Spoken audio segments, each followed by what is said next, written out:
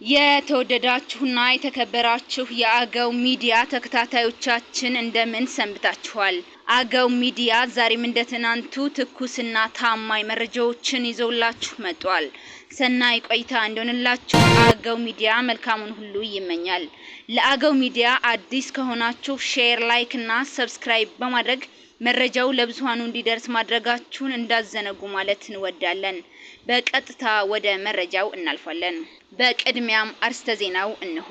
ሰላም ለኢትዮጵያ ጥምረት ፓርቲ በሁሉም አቅጣጫ ከፍተኛ ድጋፍ እያገኘ ነው ተባለ።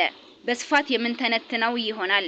የኢትዮጵያ ብሔራዊ ባንክ ለውጭ ንግድ ተዋናያን አዲስ ፈቃድና የዋጋ ማስተካከያ ይፋ አደረገ። በስፋት የምናሰማችሁ ይሆናል። ከኢትዮጵያ የጀመረው የሰው እገታ ወደ ሌላ ሀገር በመሻገር በደቡብ አፍሪካ 5 ኢትዮጵያውያንን በአሰቃቂ ሁኔታ ሲያሰቃዩ የነበሩ 2 ኢትዮጵያውያን በቁጥጥር ስር እስከ ማዋል ደርሷል። በዝርዝር የምንመለከተው ይሆናል።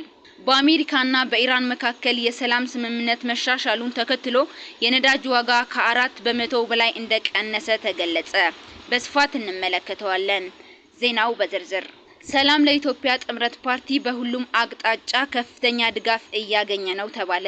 በሰላም ለኢትዮጵያ ጥምረት የአገው ብሔራዊ ሸንጎ ፓርቲ የምረጡኝ ቅስቀሳና የእጩዎች ትውውቅ መርሃ ግብር በመተከል ዞን በአገው አዊ ብሔረሰብ ዞንና በዋግምራ ብሔረሰብ ዞኖች በቡለን ከተማ በዚገም ወረዳ ቅለዥ ምርጫ ክልልና በዝቋላ ምርጫ ክልል ጽጽቃ ከተማ በደማቅ ሁኔታ አካሂዷል። በሰላም ለኢትዮጵያ ጥምረት የአገው ብሔራዊ ሸንጎ ፓርቲ የምረጡኝ ቅስቀሳና የእጩዎች ትውውቅ መርሃ ግብር በዝቋላ ምርጫ ክልል ጽጽቅ ከተማ ግንቦት 16 2018 ዓ.ም አካሂዷል። በመርሃ ግብሩ የአገው ብሔራዊ ሸንጎ ሊቀመንበርና የሰላም ለኢትዮጵያ ጥምረት ፓርቲ የምርጫና የፖለቲካ ዘርፍ ኃላፊ አቶ አላምረው ይርዳውና በፓርቲው በዝቋላ ምርጫ ክልል የክልልና የሕዝብ ተወካዮች ምክር ቤት እጩዎችና ደጋፊዎች ተገኝተዋል።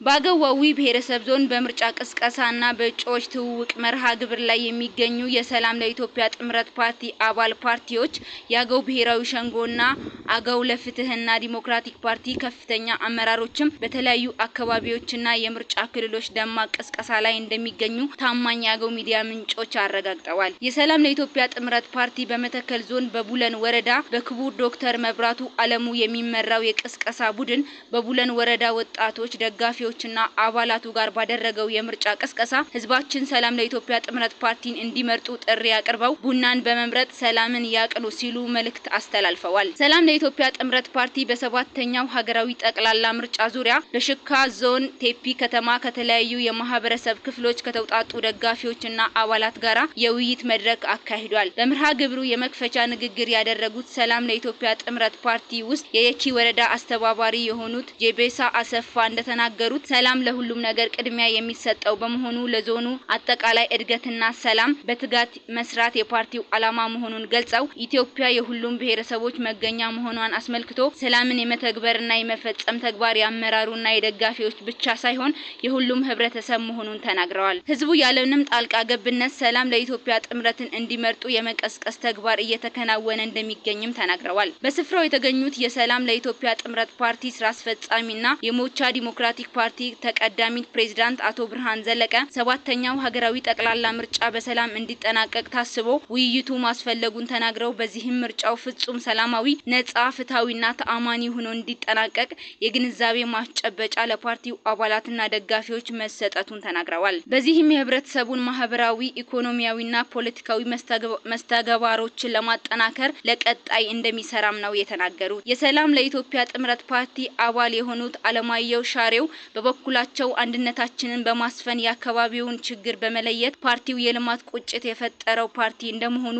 በዚህም ሁሉም በጋራ በመሆን አካባቢውን ማልማት እንደሚገባ ተናግረዋል። በሁሉም አካባቢዎችና የምርጫ ክልሎች በተደረገው ውይይትና የምርጫ ቅስቀሳ የተገኙ የውይይቱ ተሳታፊዎች እንደገለጹት ፓርቲው ሰላም ለኢትዮጵያ ጥምረት ፓርቲ ሁሉን ያቀፈ ፓርቲ በመሆኑ የብሔረሰቦች እኩልነት ለማጠናከር እየሰራ ያለ ፓርቲ በመሆኑ በዚህም ይህንን ለማስፈጸም የፓርቲው አባል መሆናቸውን ገልጸዋል። በሌላ በኩል ሰባተኛው ሀገራዊ ጠቅላላ ምርጫ በሰላም እንዲጠናቀቅ ፓርቲው እንደ ስሙ የድርሻውን እንደሚወጣም ደጋፊዎቹና አባላቱ ተናግረዋል። በመርሃ ግብሩ የፓርቲው የክልል ምክር ቤት እጩዎችና የህዝብ ተወካዮች ምክር ቤት እጩዎች ይፋ ተደርጓል። ይህ በእንዲህ እንዳለ በሰላም ለኢትዮጵያ ጥምረት ፓርቲ አባል ፓርቲዎች ላይ በምርጫ ቅስቀሳ ወቅት በብልጽግና ፓርቲ ብዙ ጥሰቶች ሲፈጸም አስተውለናል።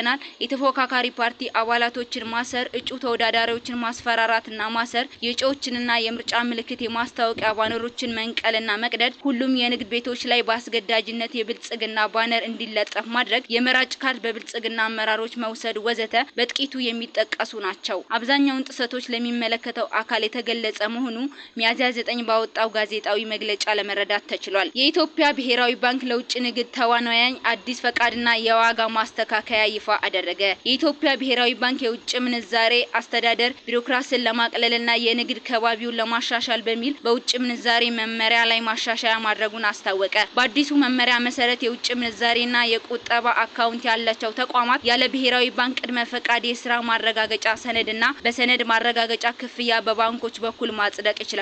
በተጨማሪም እነዚህ ተቋማት ያለ ባንኮች ቅድመ ፈቃድ የዕቃ ጭነት ትዕዛዝ ማስተላለፍ የሚችሉ ሲሆን ክፍያው ግን ሰነዶችን በማረጋገጥ ላይ የተመሰረተ ይሆናል። በሌላ በኩል ብሔራዊ ባንኩ በኤልሲ ግብይቶች ላይ የሚወጡ ክፍያዎችን ከዓለም አቀፍ አሰራር ጋር ለማስማማት የዋጋ ማስተካከያ አድርጓል። በዚህም መሰረት የኤልሲ አገልግሎቶች ክፍያ ዓመታዊ ተመን ተሰልተው እንደ ኤልሲው የአገልግሎት ዘመን በቪሶ የሚታሰቡ ይሆናል። ይህም ያስመጭና ላኪዎች የግብይት ወጪ በመቀነስ የውጭ ንግድ ተወዳዳሪነትን ያሳድጋል ተብሏል። ከኢትዮጵያ የጀመረው የሰው እገታ ወደ ሌላ ሀገር በማሻገር በደቡብ አፍሪካ 5 ኢትዮጵያውያንን በአሰቃቂ ሁኔታ ሲያሰቃዩ የነበሩ 2 ኢትዮጵያውያን በቁጥጥር ስር እስከ ማዋል ደርሷል። በደቡብ አፍሪካ ሊምፖፖ ግዛት በቢምቤ ዲስትሪክት 5 ኢትዮጵያውያንን በአንድ ክፍል ውስጥ ዘግተው ሲያሰቃዩ የነበሩ 2 ኢትዮጵያውያን በቁጥጥር ስር ማዋላቸውን የሊምፖፖ ግዛት ፖሊስ አሳውቋል። አንድ ጂያኒ በተሰኘ አካባቢ የሚኖር ኢትዮጵያዊ ወንድሙ መታገቱንና አጋቾችን በስልክ እየደወሉ ቤዛ እየጠየቁ መሆኑን ሚያዝያ 29 2018 ዓ.ም ለፖሊስ ያመለክታል። ይህንን ተከትሎ የሊምፖፖ የተደራጀ ወንጀሎች መከላከል ቡድን ባደረገው ክትትል ግንቦት 8 ቀን 2018 ዓ.ም ሌቡ በሚሰኝ አካባቢ የሚገኝ አንድ የችርቻሮ መደብር ላይ ድንገተኛ ፍተሻ ያደርጋል። ፖሊስ በደረሰበት ወቅት እድሜያቸው ከ18 እስከ 24 ዓመት የሆኑ 5 ኢትዮጵያውያን ወጣቶች በክፍል ውስጥ ተቆልፎባቸው ተገኝተዋል። ታጋቾቹ ለ12 ቀናት ታስረው እንደቆዩ፣ ልብሳቸው እንደተገፈፈ፣ በቂ ምግብ እንደማያገኙና በአስከፊ ሁኔታ ሲደበደቡ እንደነበረም ለፖሊስ ተናግረዋል። የ24 ዓመቱ ምስጋኑ ጌታቸውና የ20 ዓመቱ ተሻልቱ ምቦይ በወንጀሉ ተጠርጥረው በቁጥጥር ስር ውለዋል። በቦታው ላይም ህገወጥ ሲጋራዎች፣ የተለያዩ ሞባይሎችና ከፍተኛ ገንዘብ በፖሊስ ቁጥጥር ስር ውሏል። ተጠርጣሪዎቹ ፍርድ ቤት ቀርበው በሰው ማገት፣ በህገወጥ ሲጋራ ዝውውርና በመኒ ላውንደሪ ወንጀል ክስ የቀረበባቸው ሲሆን በስር ላይ ሆነው የፍርድ ሂደታቸውን እየተከታተሉ ይገኛሉ። ፖሊስ ከዚህ ወንጀል ጋር ግንኙነት አላቸው ብሎ የጠረጠራቸውን 2 ተጨማሪ ተጠርጣሪዎች ለማደን ምርመራውን እያደረገ መሆኑንም ገልጿል። ከዚህ ቀደም በደቡብ አፍሪካ የሚገኙ ኢትዮጵያውያን በስደተኛ ጠል ደቡብ አፍሪካውያን ከሚደርስባቸው ግፍ በተጨማሪ የገዛ ወገኖቻቸው የሆኑ ኢትዮጵያውያን ከተለያዩ ቡድኖች ጋር በማበር ግፍ እንደሚፈጽሙም ገልጾ ነበር። እስር ቤት ጭምር ያሉ ኢትዮጵያውያን የገዛ ወገኖቻቸውን